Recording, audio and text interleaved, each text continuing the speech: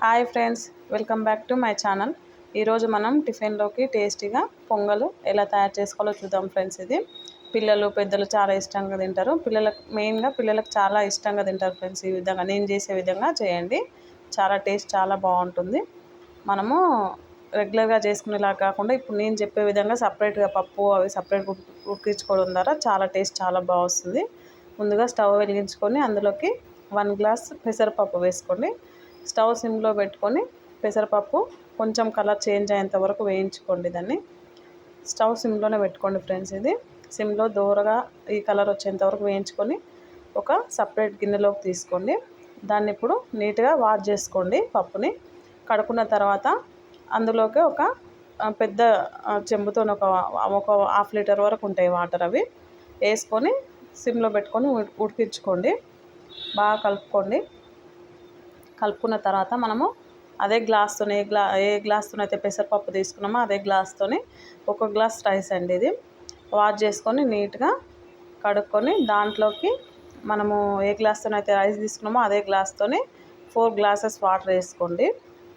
4 glass వేసుకున్న తర్వాత whistle పెట్టుకొని ఒక 4 విజిల్స్ వచ్చేంత వరకు స్టవ్ హైలో పెట్టుకొని ఉడికించుకోండి.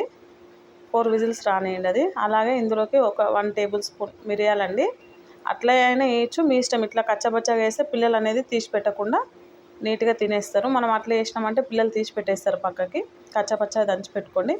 చూస్తారు కదా, ఇక్కడ పప్పు కూడా ఉడికిపోయింది. ఒక 75-80% ఉడికేంత వరకు ఉడికించుకోండి. మనం అదే రైస్లో వేసినామంటే మెత్తగా అయిపోతుంది ఫ్రెండ్స్. ఇది తినాలనిపించేంత టేస్ట్ కూడా బాగుండదు. ఈ విధంగా సపరేట్ ఉడికించుకొని వేసుకోండి. అందులో చూసారు కదా, అన్నం 4 విజిల్స్ వచ్చేసింది. సాఫ్ట్గా ఉడికిపోయింది రైస్ కూడా. మనం సైడ్కి పప్పు ఉడికించుకున్నాం కదా, ఆ పప్పు తీసి ఈ రైస్లో కలుపుకోండి. మొత్తం అందులోకి వేసుకోండి. మొత్తం యాడ్ చేసుకోండి. అందులోకి వేసుకొని కలుపుకోండి. స్టవ్ వెలిగించండి. ఇప్పుడు స్టవ్ వెలిగించి మీడియం ఫ్లేమ్లో పెట్టి అందులోకి ఒక 1.5 గ్లాస్ వాటర్ వేయండి.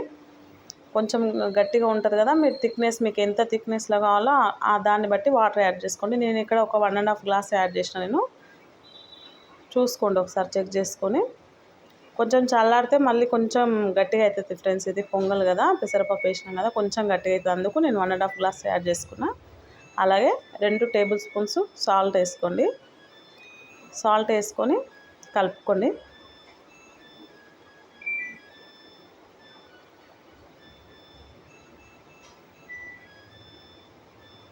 కలుపుకొని ఒక 5 మినిట్స్ వరకు అది ఉడుకుతుంటుంది సైడ్కి. మనం అలాగే పోపు పెట్టుకుందాం. ఇప్పుడు దీనికి 2 స్పూన్లు నెయ్యి యాడ్ చేసుకోండి. నెయ్యి కానీ నూనె కానీ మీ ఇంట్లో ఏది అవైలబుల్గా ఉంటే అది వేసుకోండి. అందులోకి ఒక 1/2 టేబుల్ స్పూన్ జీలకర్ర వేసుకోండి. ఎక్కువ మాడకూడదు జీలకర్ర, దూరగా వేగితే సరిపోతుంది. అలాగే ఒక 1/2 ఇంచు అల్లం ముక్కలు సన్నగా తరుక్కొని వేసుకోండి. అవి కూడా సిమ్లో పెట్టుకొని వేయించుకోండి ఫ్రెండ్స్, మాడుకోకూడదు. అలాగే పచ్చిమిర్చి 2 పెద్దవి సన్న ముక్కలుగా కట్ చేసుకొని వేసుకోండి. అలాగే 2 రెమ్మల కరివేపాకు కడుక్కొని వేసుకోండి. కొంచెం దూరగా అయ్యేంత వరకు వేయించుకోండి ఫ్రెండ్స్. ఇది మాడిపోకుండా చూసుకోండి. ఈ విధంగా చేసినారంటే చిన్నపిల్లలు కూడా చాలా ఇష్టంగా తింటారు. టేస్ట్ కూడా డిఫరెంట్ ఉంటుంది. చూడండి, మీరు రైస్లో వేసి పప్పు వేసి ఉడకబెట్టి ఆ విధంగా చేస్తే వేరే టేస్ట్ ఉంటుంది, ఈ విధంగా చేస్తే వేరే టేస్ట్ ఉంటుంది. ఒకసారి ఇలా నేను చేసిన విధంగా చేసి చూడండి ఫ్రెండ్స్, చాలా బాగా వస్తుంది. ఇప్పుడు ఆ పోపు అనేది తీసుకొని దాంట్లో రైస్లో యాడ్ చేయండి. నీట్గా అందులో వేసుకొని కలుపుకోండి బాగా పొంగల్ని. ఒకసారి ఒక 2-3 మినిట్స్ మీడియం ఫ్లేమ్లో పెట్టి కలుపుకొని ఉడికిస్తే సరిపోతుంది ఫ్రెండ్స్. ఇది బాగా కలుపుకొని